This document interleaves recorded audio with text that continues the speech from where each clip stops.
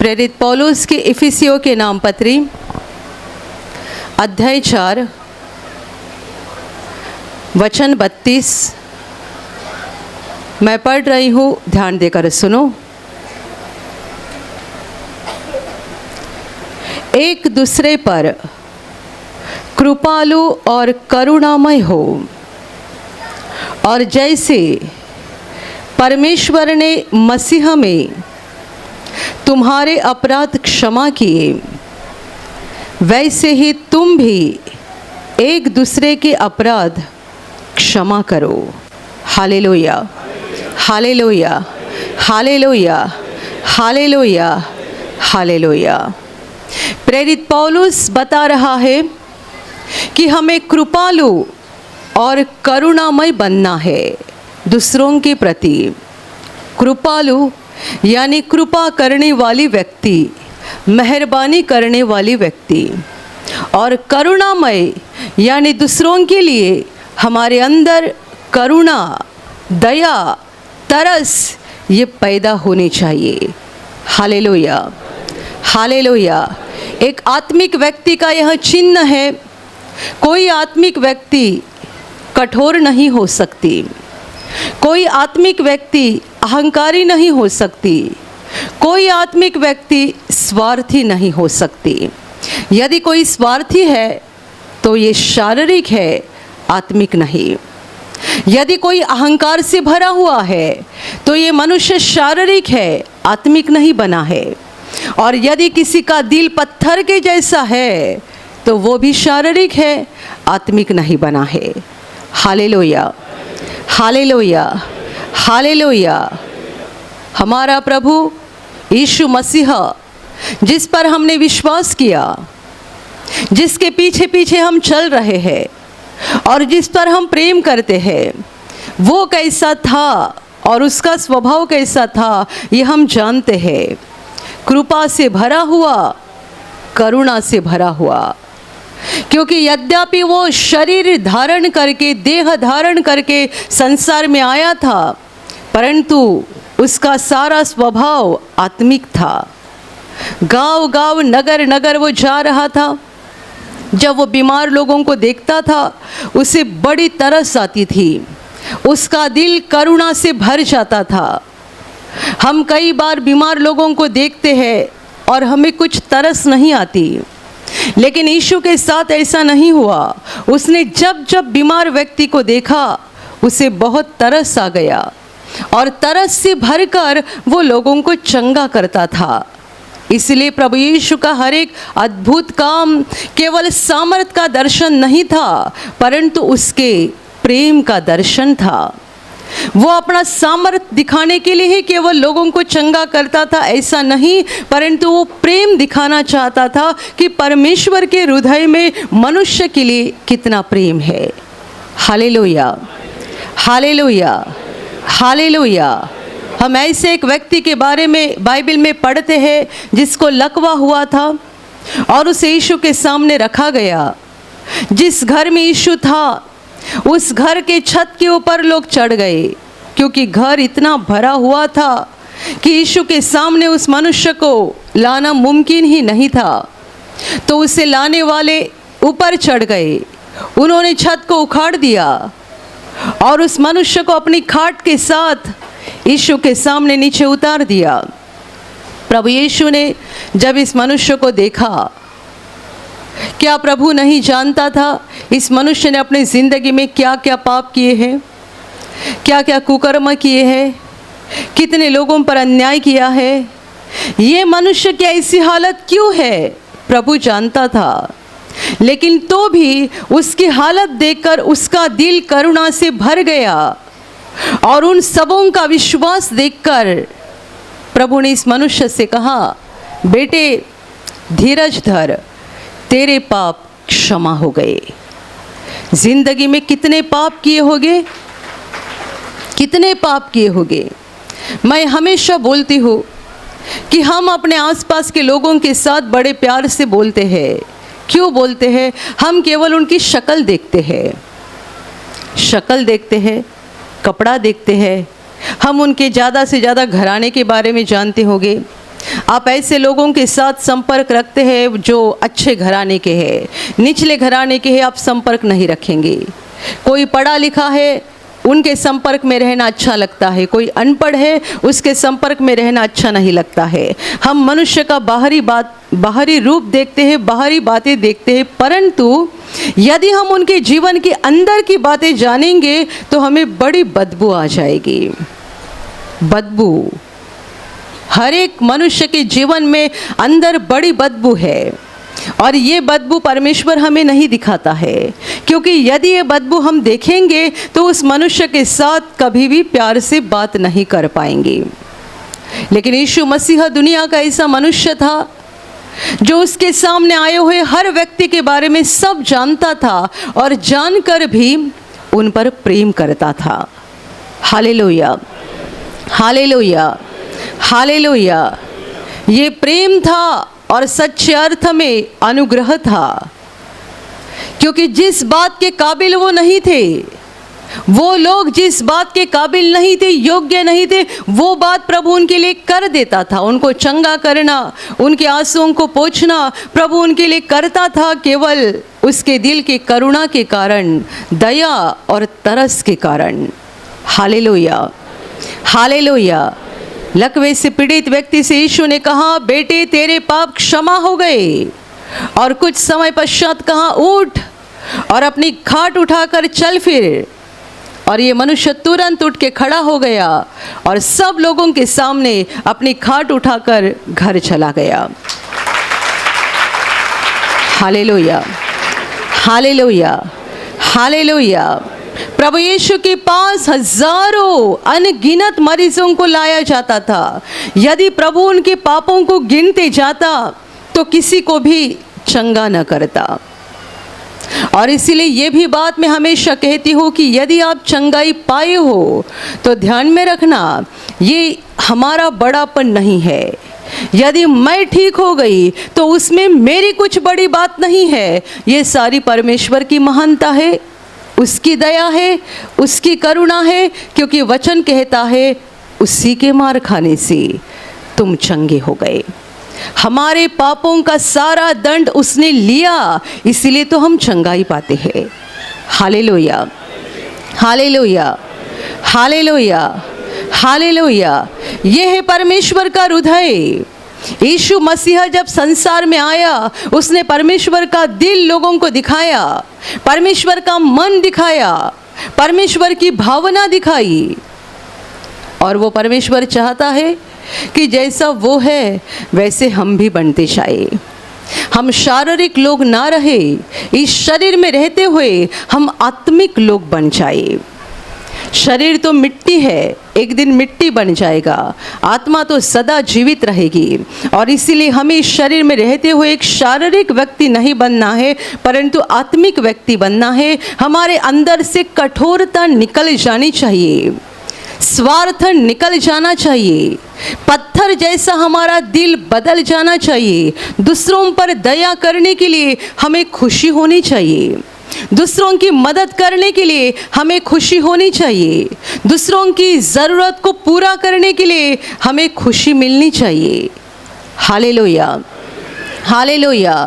पौलुस लिखता है कि हमारा स्वभाव ऐसा हो जाए कि हम कृपा से और करुणा से भरे हुए लोग बन जाए।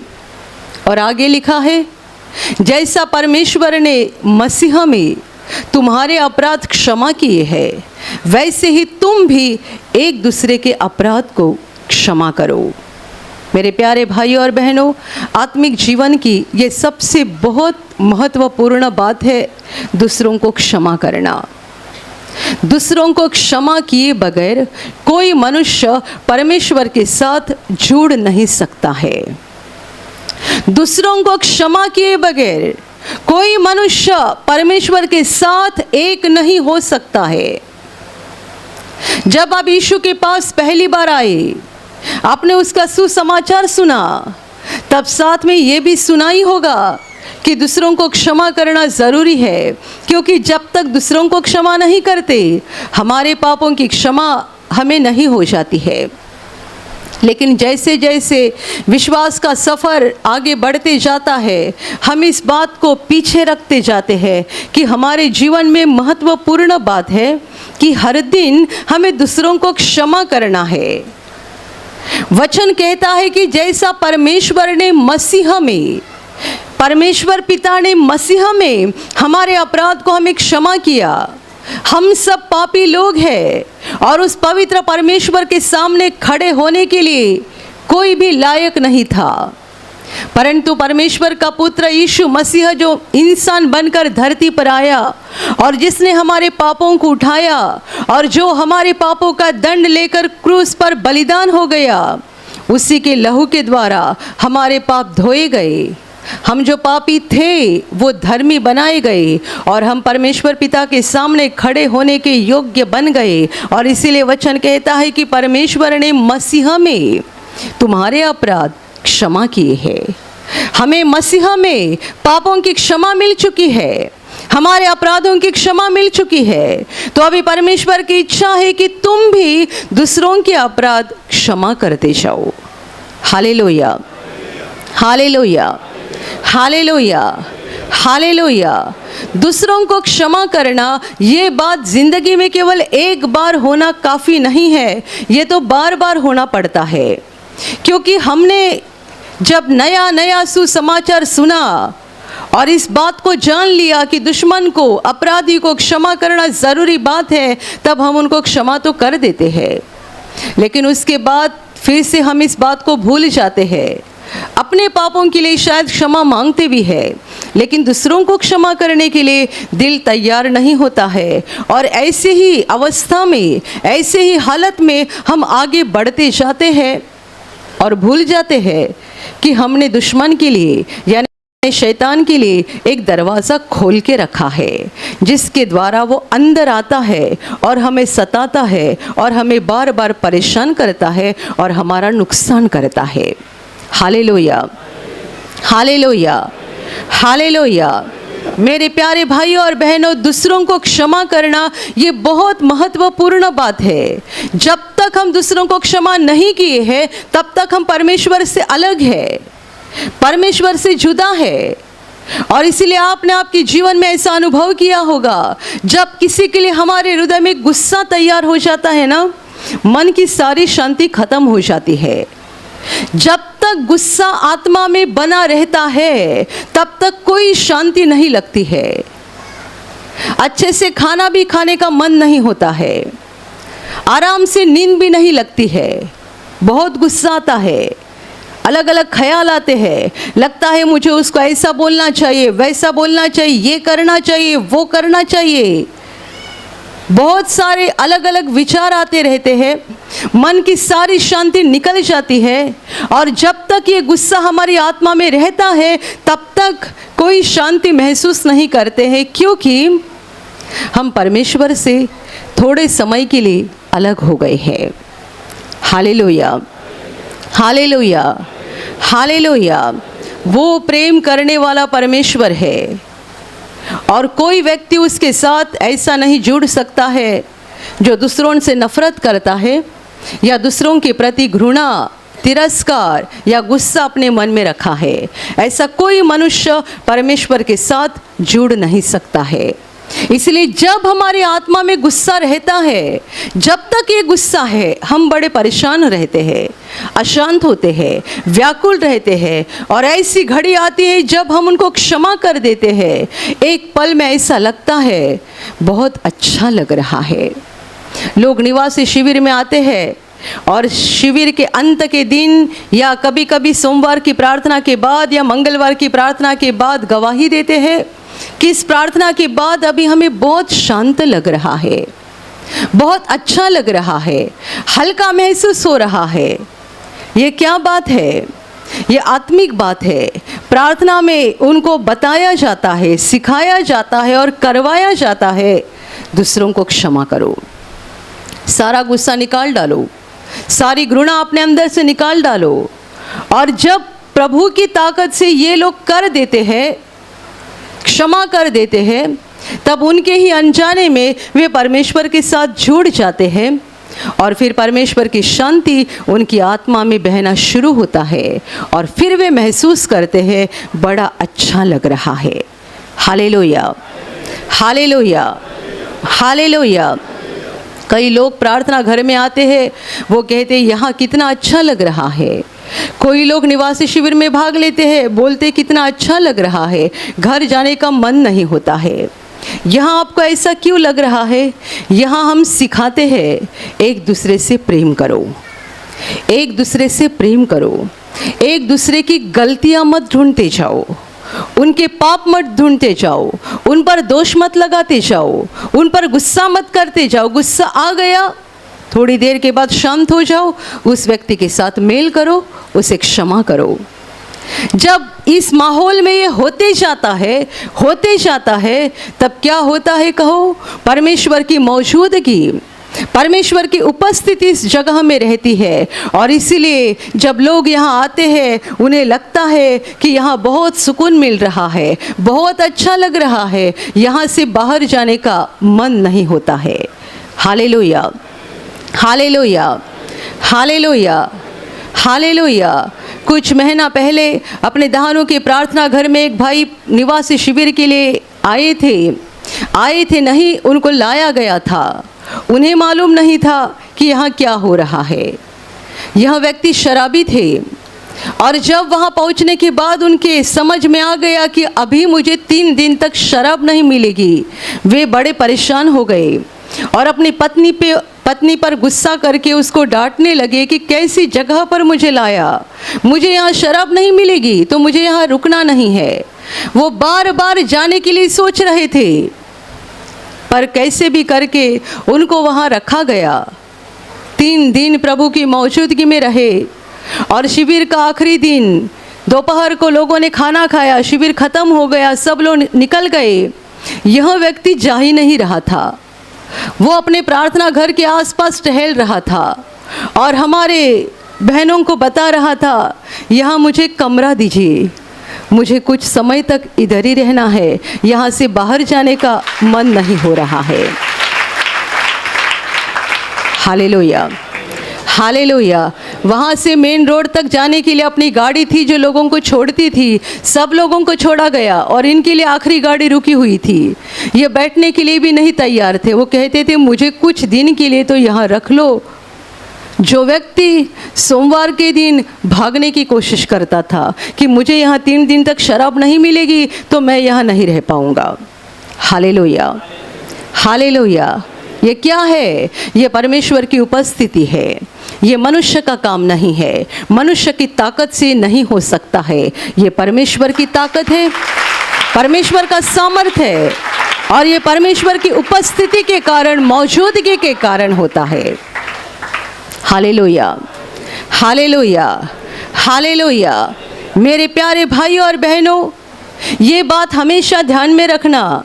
जब आपके अंदर किसी के लिए गुस्सा या नफरत पैदा होती है, आपको कुछ ही क्षण के अंदर, कुछ ही मिनट के अंदर अपने आप को शांत करके उस व्यक्ति को क्षमा करना ज़रूरी बात है। मैं कुछ पल या कुछ मिनट ऐसा बता रही हूँ, दिन भी नहीं। बाइबल कहती है आपका सुबह का गुस्सा शाम तक ख़त्म होना चाहिए। सूरज ढलने से पहले आपका गुस्सा खत्म होना चाहिए, क्योंकि यदि आपके अंदर गुस्सा बना रहा तो आपके लिए बड़ी खतरनाक बात है। आपने शैतान के लिए दरवाज़ा खोल के रखा है और वह दुष्ट अंदर आएगा और आपका नुकसान करेगा। कितने लोग गुस्से में रहते हैं और इसके कारण उनके शरीर में तरह तरह की बीमारी रहती है। गुस्सा, कई बहनें अपने पति के बारे में गुस्सा रखती है और हमेशा बीमार रहती है। कई भाई और किसी के खिलाफ गुस्सा रखते हैं, हमेशा बीमार रहते हैं। या तो बीमार रहेंगे, या तो असफल बनते हैं, या तो कुछ ना कुछ नुकसान का सामना उनको करना पड़ता है। ये क्यों होता है? क्योंकि हमने अपने जीवन में शैतान के लिए दरवाज़ा खोल के रखा है। जब तक ये दरवाज़ा बंद नहीं करेंगे, वह दुष्ट आपके जीवन में काम करते रहेगा।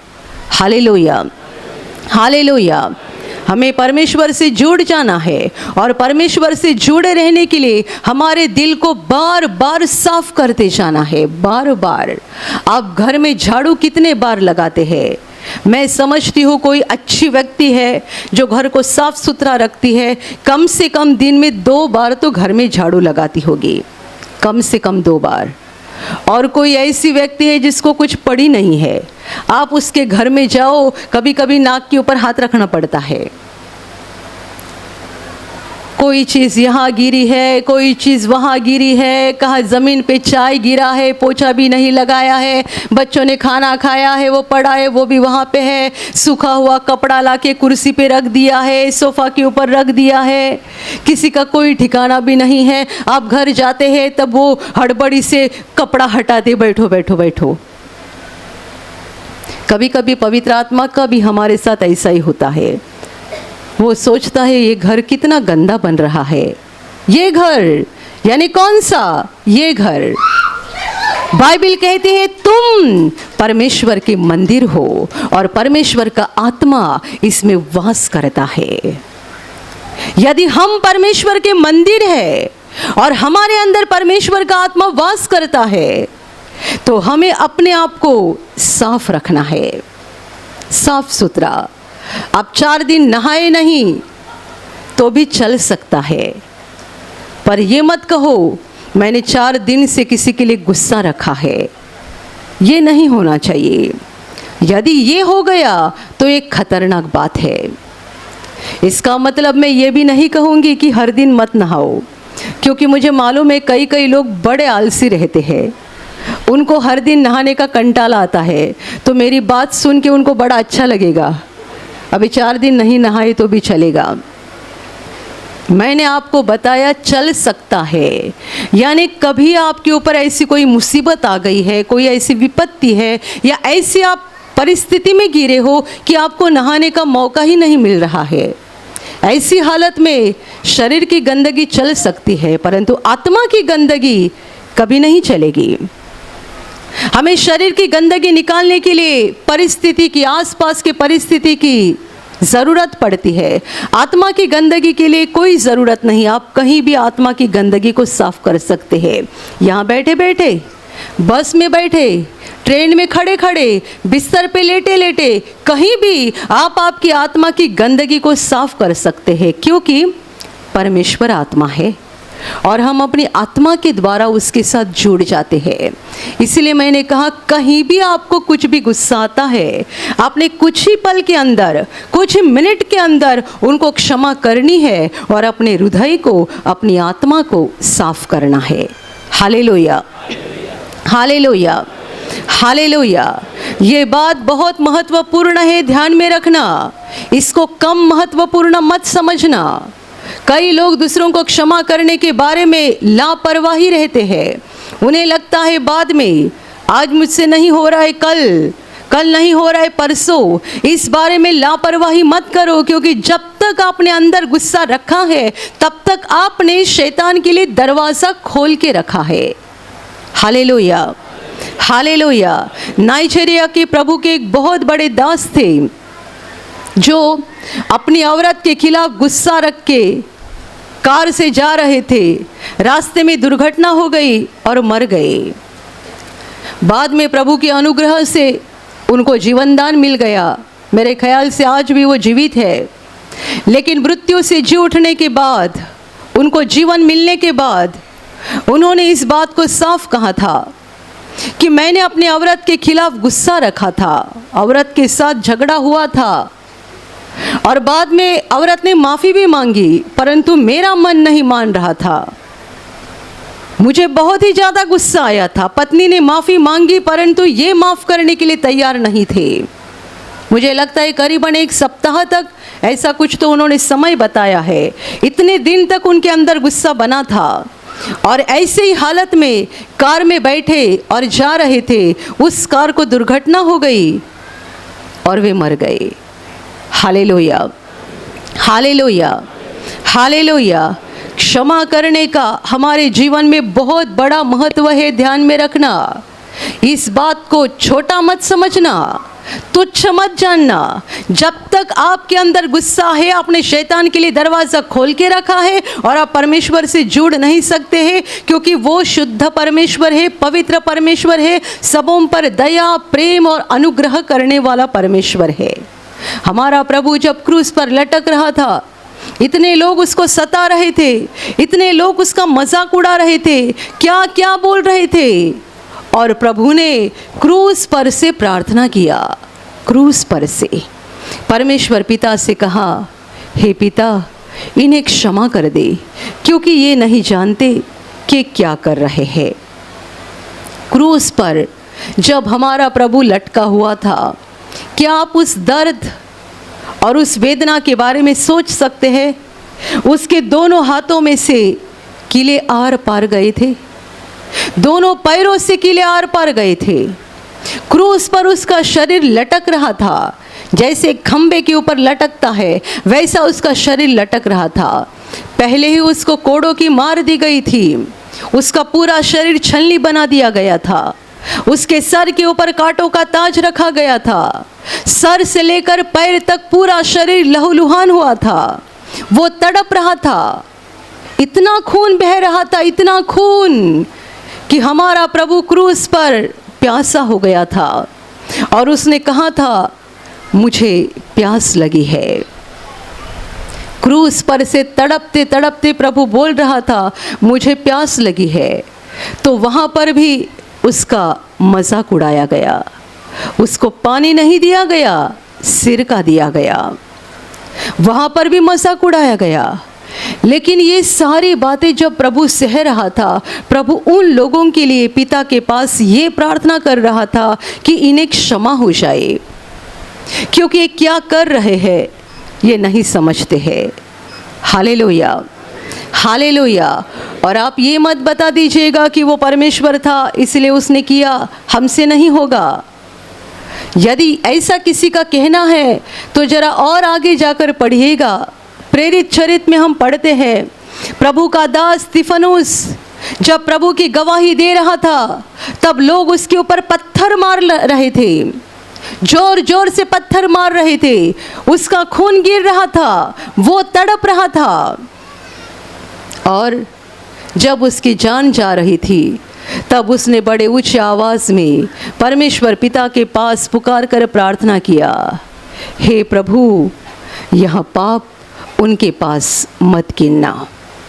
ये तो एक हमारे जैसा मनुष्य था, उसको पथराव किया जा रहा था, लोग उसके ऊपर बड़े बड़े पत्थर मारते जा रहे थे, वो पूरा खून से लथपथ हुआ था, शरीर से खून इतना बह रहा था और इतना दर्द और पीड़ा में था कि वो जान गया अभी मेरा जीवन खत्म हो गया।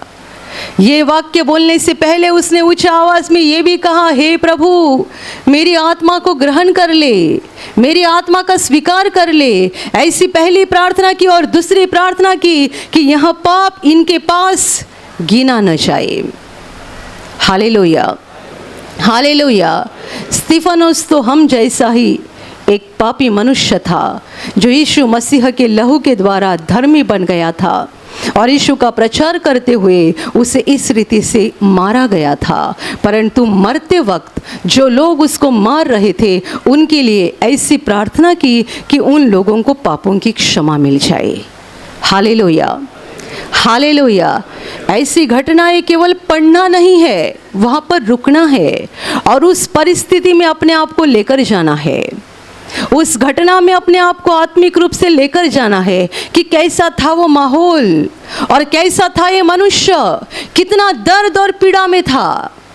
हमें कोई एक वाक्य बोलता है तो भी हमें गुस्सा आता है, छोटा सा अपमान भी हो गया तो भी हम बर्दाश्त नहीं कर सकते हैं, छोटी छोटी बातों के लिए भी हम गुस्सा रखते हैं। किसी ने हमें एक थप्पड़ लगाई तो भी हमें लगता है बड़ा अपमान हो गया, अभी बदला लूँगा। Hallelujah, hallelujah. अपने प्रार्थना का एक सदस्य भाई है जिन्होंने गवाही दे दी कुछ समय पहले, जब मैंने यह प्रवचन दिया था कि अपना गुस्सा सूरज के ढलने से पहले ख़त्म होना चाहिए। उसके बाद ये भाई ने गवाही दी थी कि मेरे अंदर एक व्यक्ति के लिए गुस्सा था। रिक्शा चलाते समय उस व्यक्ति ने आकर इसको मारा था, तो उसके अंदर इतना गुस्सा था, इतना गुस्सा कि ऐसा लगता था कि मैं उसे कब दोबारा मिलूंगा और कब उसकी पिटाई करूंगा। उसने बेवजह मुझे मारा है, बेवजह मेरी पिटाई की है, तो मुझे उसको छोड़ना नहीं है। ये भी एक विश्वासी भाई है, बहुत सालों से विश्वासी है, पर जब उसके साथ ये घटना हो गई, अंदर गुस्सा भर गया और एक लंबे समय तक गुस्सा उसके अंदर था और ये सोच रहा था कि कब मैं उसे दोबारा देखूंगा और उसकी पिटाई करूंगा। पर प्रभु का धन्यवाद हो कि जब ये भाई, ये प्रवचन शुरू था, यहाँ पर मौजूद थे और उन्होंने इस वचन को सुनने के बाद प्रभु के पास प्रार्थना की, परमेश्वर का अनुग्रह उनके ऊपर हो गया और उनका हृदय बदल गया, ये गुस्सा निकल गया, उन्होंने उस व्यक्ति को क्षमा कर दी और तब से उनकी आत्मा में स्वर्ग की शांति आ गई। Hallelujah, hallelujah, hallelujah, hallelujah. कोई हमें एक दो थप्पड़ लगाते हैं तो भी हमें गुस्सा आता है, कोई हमें बदनाम करते हैं तो भी गुस्सा आता है, कोई हमारे खिलाफ कोई उल्टी सीधी बातें बोलता है तो भी गुस्सा आता है और हम बोलते छोड़ेंगे नहीं, बेवजह मुझे सताया, बेवजह मुझे बदनाम किया, बेवजह मेरा अपमान हो गया। पर मेरे प्यारे भाई और बहनों, आपके सामने मैंने दो उदाहरण रखे। पहला उदाहरण प्रभु यीशु का और दूसरा उदाहरण प्रभु का दास स्तिफनुस का। हमने तो ऐसा दुख आज तक नहीं उठाया है जो प्रभु ने उठाया था और जो प्रभु का दास स्तिफनुस ने उठाया। Hallelujah, hallelujah, hallelujah, hallelujah. पूरी रीति से क्षमा करो। आज इसी घड़ी यदि आपके मन में है गुस्सा, है नफरत, ये सब निकाल डालो और परमेश्वर से जुड़ जाओ, परमेश्वर से जुड़े रहो। सारी बुरी भावनाएं निकाल डालो, क्षमा करना सबको। और आज के बाद आगे भी जब जब भी आपको गुस्सा आता है, आपको बुरा लगता है और दूसरों के लिए गुस्सा आता है, नफरत पैदा होती है, कुछ ही पल के अंदर या कुछ ही मिनट के अंदर अपने आप को शांत कर देना, उस व्यक्ति को क्षमा कर देना और उनके साथ मेल कर देना। हालेलुया। वचन कहता है जैसा परमेश्वर ने मसीह में तुम्हारे अपराध क्षमा किए हैं, वैसे ही तुम भी एक दूसरे के अपराध क्षमा करो। यदि हम दूसरों के अपराध क्षमा करते जाएंगे तो हमारे जीवन में शैतान के लिए दरवाज़ा बंद रहेगा, वो दुष्ट अंदर नहीं आ पाएगा और हमारा नुकसान नहीं कर पाएगा। हम परमेश्वर के साथ जुड़े रहेंगे और सच्चे अर्थ से हमारी आत्मिक उन्नति होती जाएगी। Hallelujah, hallelujah, hallelujah. और अभी प्रार्थना करने का समय है। आप विश्वास करो कि एक पल में प्रभु यीशु आपको छूकर चंगाई देगा, एक पल में वो आपके जीवन का दुख निकाल देगा और आपके आंसुओं को खुशी में बदल देगा, क्योंकि उसके लिए असंभव कुछ नहीं है, अनहोनी बात एक भी नहीं है। प्रभु यीशु आज भी जिंदा है। 2000 वर्ष पहले वो शरीर रूप में धरती पर था, आज शरीर रूप में नहीं बल्कि आत्मा के रूप में है और दुनिया के कोने कोने में जहाँ जहाँ लोग विश्वास के साथ उसको पुकारते हैं, उसके पास प्रार्थना करते हैं, उन सबों की पुकार को प्रभु सुनता है, उन्हें चंगा करता है, उनके आंसुओं को पोंछ देता है और उनके जीवन को खुशी से भर देता है। आप भी इसी विश्वास के साथ आपके बीमार भाग पर हाथ रखो और यदि वहाँ हाथ नहीं रख सकते हैं तो अपने सीने पर हाथ रखो। प्रभु यीशु के नाम से इसी क्षण आपके शरीर की सारी बीमारियां निकल जाए। यीशु के नाम से आपके जीवन का सारा दुख निकल जाए। शैतान का हर एक काम आपके जीवन से और आपके परिवार से पूरी तरह से नष्ट हो जाए। यीशु के नाम से, प्रभु यीशु के नाम से शैतान का सारा काम आपके जीवन से नष्ट हो जाए। सारी दुष्ट आत्माओं को प्रभु यीशु के नाम से मैं आज्ञा दे रही हूँ, इसी क्षण इन्हें छोड़कर निकल जाओ और वापस उनमें नहीं आना। इसी क्षण प्रभु का महान सामर्थ आपके ऊपर आ जाए, प्रभु का महान सामर्थ आपके ऊपर आ जाए, प्रभु का महान सामर्थ आपके ऊपर आ जाए। इसी घड़ी पवित्र आत्मा की खुशी आपके दिल में आ जाए, पवित्र आत्मा की शांति आपके दिल में आ जाए और आपका जीवन स्वर्ग की रोशनी से भर जाए। आमीन।